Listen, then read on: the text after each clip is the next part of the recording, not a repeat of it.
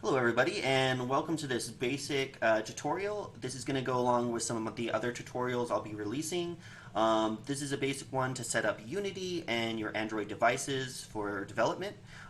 This way when you're developing your Android applications you can get a real world experience, which is very important because seeing it on your computer screen is differently how it's going to react and play on your phone. So it's pretty basic and easy to do. But there are a few steps you're going to have to take.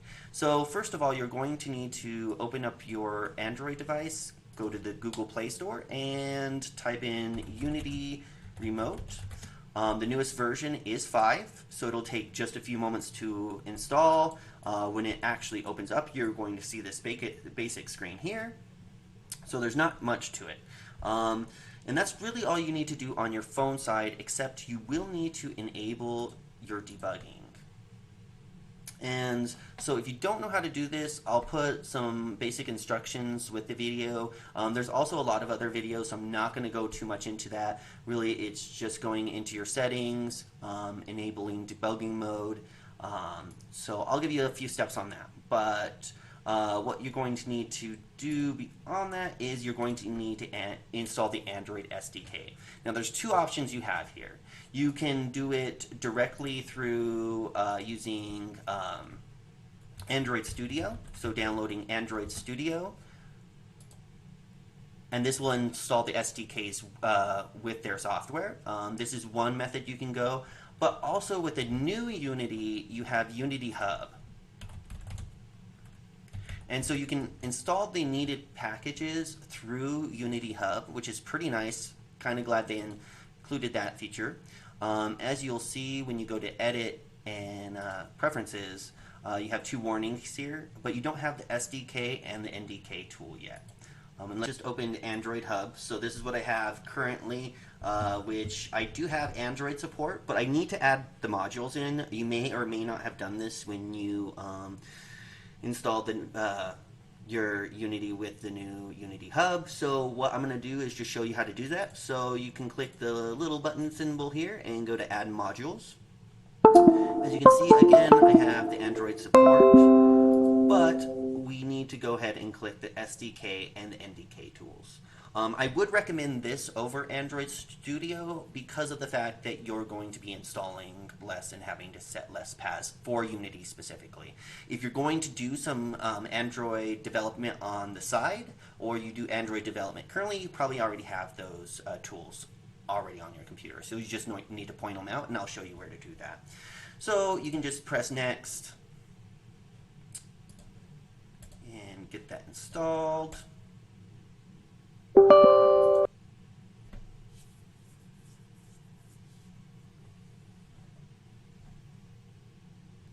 And you'll see the little downloading bar at the top of the window. Okay, so now you've got your SDK and NDK installed. Either you could have installed that with Android Studio, or you could have done it through the Unity Hub. But now that is going to allow us to do two things. So it'll allow us to use our phone. So when we're actually, we press play, it'll actually show on our device and we can test it through there. Or we also have the option to go into build run, and that will create an actual APK that will then be pushed to your Android device, and then you can try it from there as well. So this is great for testing out multiple things, especially touch events, things like that. So you will also need to exit Unity and restart it.